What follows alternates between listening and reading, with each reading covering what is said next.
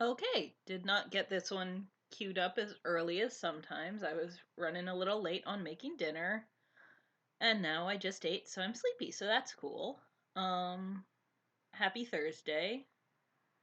I hope everyone enjoys me reminding you what day of the week it is, unless you're watching this later, in which case I'm sure having someone tell you it's the wrong day is not the best right now, but when I was recording this, it was Thursday, and when you're listening to this, it might be a different day, and I hope you figure out which one it is. I have been struggling a lot with days this week, so yesterday was a rough one, just in terms of me not wanting to do anything and having no idea what day it was. And then today doesn't feel like Thursday, but tomorrow's Friday, regardless, so that's nice. We're looking forward to a hopefully good weekend. Since Britt's done with school, we're going to try to get some cleaning done, which doesn't sound exciting, but we do desperately need to clean, and it'll be nice to have the cleaning done. And then once we've cleaned, we can reward ourselves with Legos. Plus, tomorrow's May 1st, which means we get new stuff in Animal Crossing. They're having some sort of Earth event, I think special Nook Miles tours. But also, we get new bugs and new fish, and I'm excited for that because I get to add to my museum. And I've got a statue also coming from my museum tomorrow from the weird fox who lives in a boat. I didn't have him on my island today, but Britt had him on hers, so could go over there. Um, yeah. Apparently we're missing the Parks and Rec reunion special, which I guess I could have planned around if I'd known when it was happening, but I figure we can just watch it later, Time doesn't mean anything anymore, it's all good. We just watched the Brooklyn Nine-Nine finale, that was fun. And we caught up with Legends of Tomorrow, which we forgot to watch on Tuesday because we didn't know what day it was. Echo, what are you doing? I don't trust you. Um, yeah. Cats don't fight. The cats are fighting each other from either side of the door to this room I'm recording in, so that's good. Echo, why don't you just come up here? Come on, sweetie. Echo is not impressed. Um, yeah, so we're doing the second to last part of this series, and I did put up my schedule for May on my calendar thing.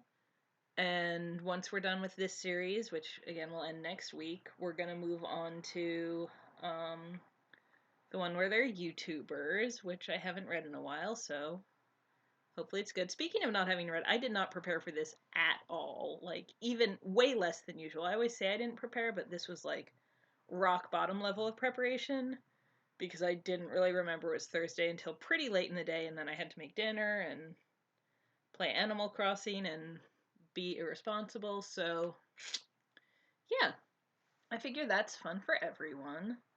Y'all know what you're getting into when you listen to this, so I assume if you enjoy it, you're gonna enjoy it. And if you don't enjoy it, you will just stop listening to it. So, yeah, that seems pretty simple for everyone. Um, I am very sleepy. I have not been sleeping well this week. Um, I'm both bad at getting to sleep, and also I have this problem where I wake up like an hour before my alarm goes off, and then I can't get that last hour of sleep. And to be fair, my alarm does go off way later now. I've moved from, I used to get up at 6 to get into work, um, because I work 7:30 to 4. And now at home, I am working 8 to 4:30 and getting up at 7:15, which is way better, but still very early. But the problem with, like, once you start having a schedule where you're done with work by 4, it's psychologically very difficult, even if you get to, like, start work later. It's hard to be like, I could from home work from like 8:30 to 5, but then I would still be working at 5, and it's already hard enough to keep myself working from 4 to 4:30. Time is so hard. Anyway, that was not interesting, and my problems are very minor in the grand scheme of things, but I have not been sleeping great, which I know no one is, so at least there's that. And now the cat is using the litter box in front of me, which is the problem with recording in this room. Nike, have some decency. Go to the other litter box. You have options. She's just run out of the room like she's ashamed of herself. As she should be. How dare you have biological needs, Nike. And now the cats are chasing each other. I hope you can... I don't think the mic will pick up the little pitter-patter of their feet in the hallway, but it's very cute. God, this one's way worse than our usual intros. I really did not... Oh, I'm very out of it this week, y'all. But the week is almost over, so there's that.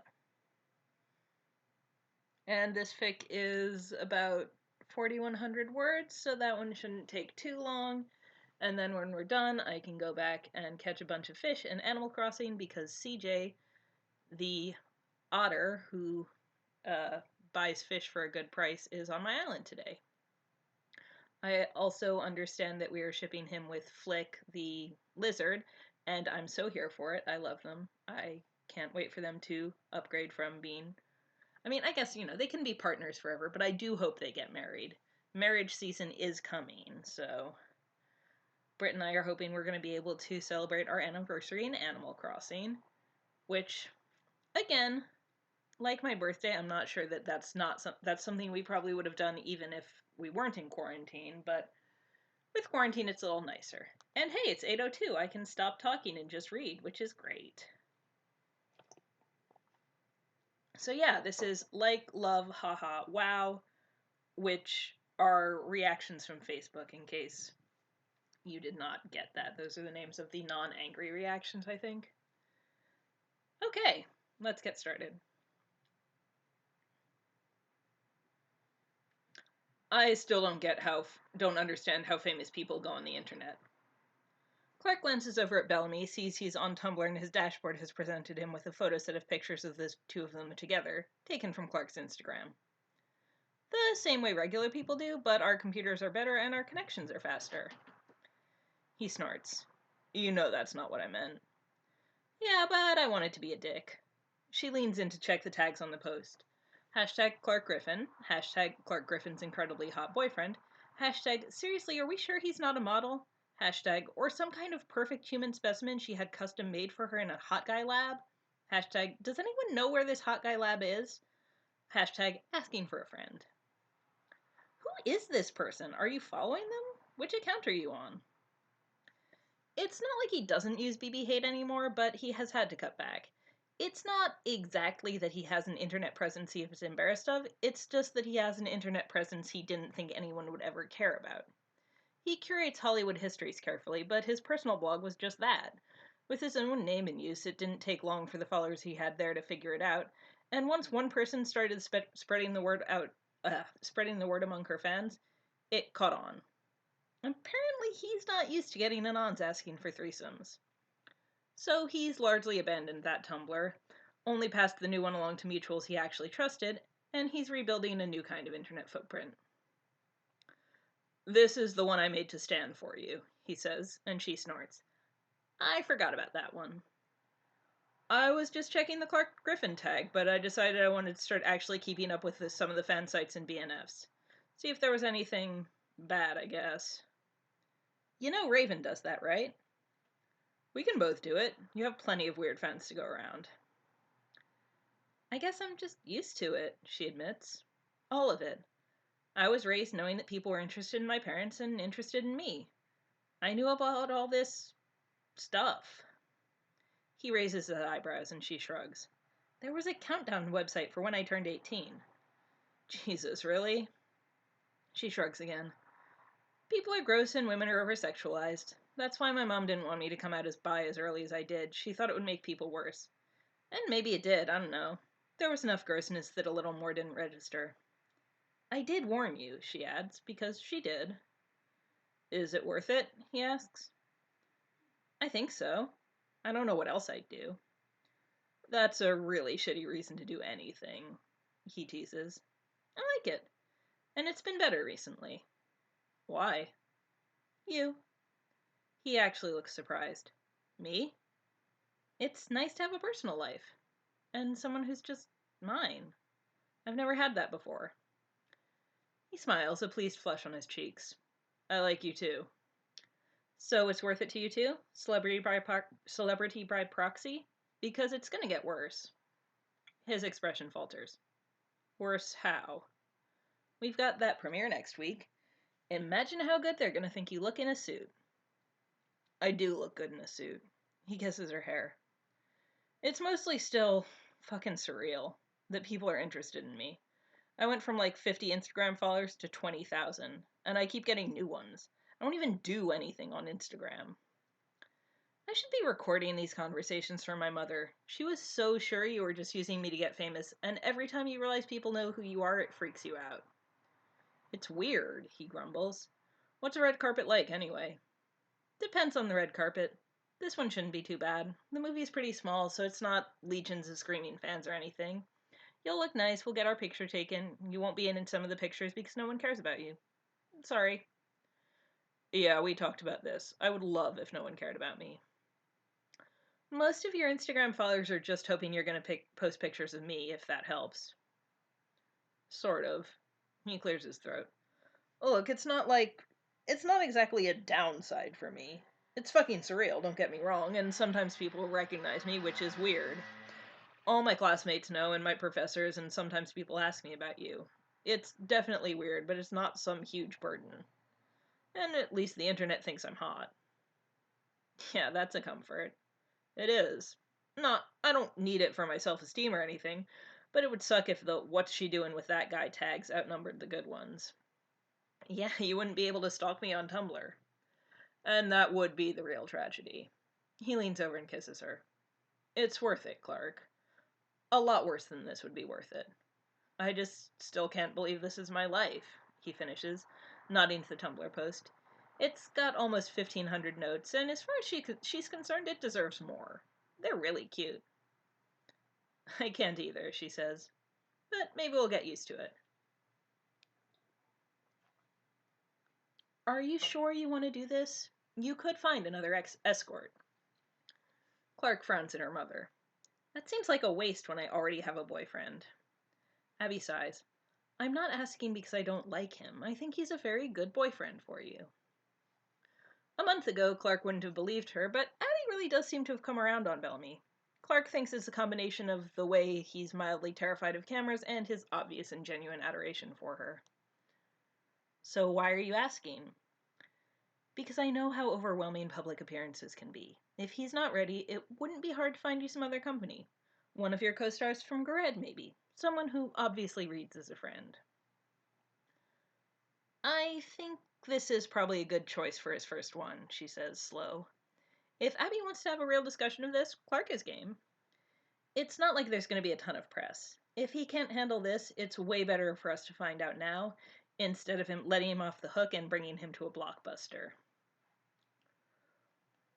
Abby regards her for a moment, and then asks the question Clark's been expecting since she told her mother about Bellamy 3 months ago. So you think he's going to be here for a while? I want him to be. And even if I didn't, it seems stupid to plan around him not being around. That's not what I meant. You know how it is. I know how much he cares about you, but your star is on the rise. This is likely to get harder, not easier. Clark's not actually sure that's true. Bellamy is honestly the most interesting thing that's happened to her on our personal level in years, both for her and for the media. She's always been a disappointing child star, quiet and serious, and part of that has been that she's not necessarily interested in becoming a star. Prestige TV is a good fit for her, a schedule more like a regular job, time to really dig into her role, to get to know her character. Some of her co-stars are less enamored of it, don't like having to be doing the same thing for so long. Some people get into acting because they want a lot of roles, but Clark is aware, always, that this isn't her passion, not like it is for a lot of actors. It's a day job, and TV shows make for a better day job. Her mother thinks that Gored is the next step in her career, but Clark's starting to wonder if it might be the peak. If this might be the height of her ambition. Not that she can't do movies sometimes over the summer, but she thinks that being that kind of actress might not really be her goal. It's possible it won't get worse. especially as Bellamy stops being exciting. Her dating a grad student she met on the internet is a great story, but she can certainly get publicity, and she can certainly get publicity out of it for now. But if they keep on being themselves, two nerds who like hanging out on the couch and watching bad movies, they're the opposite of an exciting tabloid cover story. That could be enough for Clark as a future. A steady career, a quiet life, a boy she thinks she might already love. I want him to come with me, she says, and he already got a tux. You already got him a tux. I'm a lot richer than he is, she says. There's clearly still a part of Abby that thinks Bellamy is taking advantage of Clark's wealth, but Clark couldn't live with herself if she made Bellamy rent his own tux to go to her event. If not for her, he wouldn't be going to this, and nice tuxes are expensive, even just rentals. If you say you like him, you have to actually like him. I like him. It's not even that grudging when she says it. But he's nothing like I was picturing for your boyfriend. He's nothing like I was picturing either, says Clark. I'm just lucky, I guess. So is this a premiere a quid pro quo situation? Bellamy asks. He's straightening his tie and adjusting his hair in the mirror, and Clark is watching him both because she likes watching him and because she knows she's set and she doesn't want to start obsessing over how she looks. Looking at Bellamy is a lot better. What's that supposed to mean? He finally gives up on tweaking his appearance and sits down next to her on the bed. I have the grad school equivalent of a red carpet next week. I couldn't decide if I wanted to ask you to come or not, but then I realized I don't want to go alone. I'm not sure what the grad school equivalent of a red carpet is. Department cocktail party. It's everyone else is going to be bringing significant others, but I feel like if I do it, I'm showing off. But that's bullshit. You're my girlfriend. I want you to come with me. And it's not like they don't know we're dating. Do you want me to come? Yeah, of course. Then I'll come, assuming I don't have a conflict. His mouth tugs up in a small smile. Thanks. That doesn't have to be a quid pro quo thing, she points out, bumping her shoulder against his. You don't have to come to things with me to get me to come with you. That's just girlfriend stuff. I figure it's probably just kind of... He waves his hand vaguely. It's like a public appearance. Those are stressful. It's not. I'm not going to be there to be Clark Griffin. I'm there to be your girlfriend. I can be polite and shut people down and shift focus to you. His eyes narrow, expression clouding with suspicion. Always forget you're actually good at this stuff. It's my job. Speaking of which, she exhales and stands. The car should be here soon. Are you ready? Almost. He stands himself, leaning down to press his mouth against hers, soft and brief, trying not to mess up her makeup. And then he sighs, gives her a crooked smile. Okay, ready. The movie is a fairly small independent, with good award buzz but a limited release. It's very much a critic's movie, and Abby was the one who wanted her to take it. Another positive step for her career as a serious movie actress. Clark likes it well enough, but she's definitely a supporting player in a guy's life. Not quite a prize, but not a fully formed character on the page. It's the kind of thing where she might get some nods for Best Supporting Actress, even though she's third billed, just because the story isn't enough hers. If she'd been dating Bellamy when she was filming it, she probably would have complained a lot. As it is, she just says, this is the film equivalent of when a white guy in his 30s tells you he's been writing a movie loosely inspired by his own life, just so you're prepared. He snorts. So the main character is a writer going through a midlife crisis? Are you the grad student he decides he needs to sleep with? No, I would have vetoed that. It's not as bad a role as it could be, but you can tell that the writer assumed my character just stopped existing when a guy wasn't looking at her. What do you say about stuff like that, when people ask? Euphemisms, and then in like 10 years I can be honest. She shrugs. It's not as bad as some of them, I just wanted you to be ready. It's not my favorite project. He squeezes her hand. It's gonna be fun. I haven't seen you on the big screen since we started dating. It'll be even weirder than regular TV. Do you take your shirt off? Is it that kind of indie movie? Is that really a draw? You saw me naked like half an hour ago. I'm pretty sure I'm never gonna get tired of seeing you with your shirt off. She has to smile. I think it's just down to bra and then the sex scene fades to black. Whatever, I'll take it.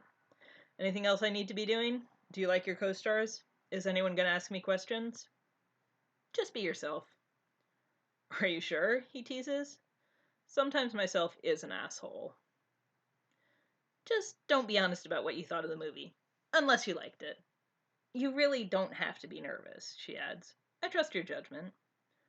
Cool, can't wait to break that trust. Clark glances at him. You aren't actually nervous, are you? No. Can I take a picture of us for my Instagram? You want to? She asks, surprised. He huffs. I'm going to the red carpet premiere of my girlfriend's movie. This is exactly the kind of thing I want to be documenting on Instagram.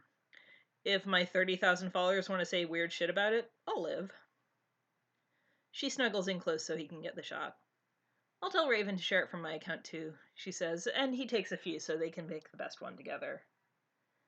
The red carpet is, as always, kind of a weird zoo. She and Bellamy pose and smile, and she introduces him, and he gives the right answers to all the questions he gets about if this is his first premiere, and if he's excited, and what tux he's wearing, and what he's studying. For Clark, it's a lot better than she was expecting. Not that she thought it would be bad, but she never really likes these things that much. They tend to wear her out. But she liked her co-stars, and she finds she's looking forward to introducing them to Bellamy.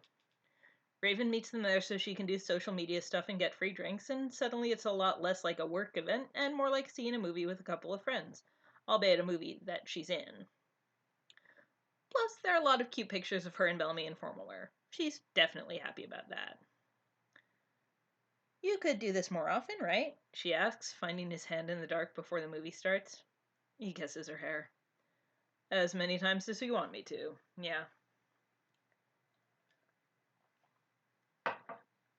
Clark Griffin fandom is, apparently, very excited about the pictures. There's definitely a vocal minority that's upset you're dating a guy because it means you're not a real bisexual, he says, but I've been fighting them. You have, really? Don't act like you don't want to fight them. Obviously, but I guess I usually don't. He shrugs. I'm not doing it as myself. I know how to sock puppet. But someone needs to remind them what bisexuality means. Are there a lot of cute pictures of us? Tons. My selfie's definitely the most popular. Everyone likes a candid. And we're cute. She props her chin on his shoulder, closing her eyes. She had a long day filming, but she likes coming home to find him in her place. He hasn't officially moved in yet, but she gave him a key and he's around all the time. And Clark loves it, loves coming home to find him there, making dinner, drinking tea, or playing video games. I'm really glad you came to the premiere. Me too. I'm excited to go to more. She feels his lips press against her temple. Seriously, I had fun. It wasn't hard. So, what about yours? Grad school red carpet. How am I to do with that? It's more similar than I thought it would be, honestly. Mostly a lot of drinking and schmoozing, but there's a speaker instead of a movie. That doesn't sound too bad. No. He clears his throat and she opens her eyes to consider him, all perfect profile and freckles. Just, I assume it's a lot weirder being the only famous person in the room than the only non-famous person on a red carpet. I don't know how anyone's gonna act.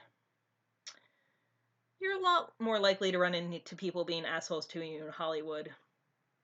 You say that, but academia is full of snobs, and he worries his lip. At least one person is going to be an asshole about how your highest degree is a GED. And you can deal with that. I know you can. I'm not worried.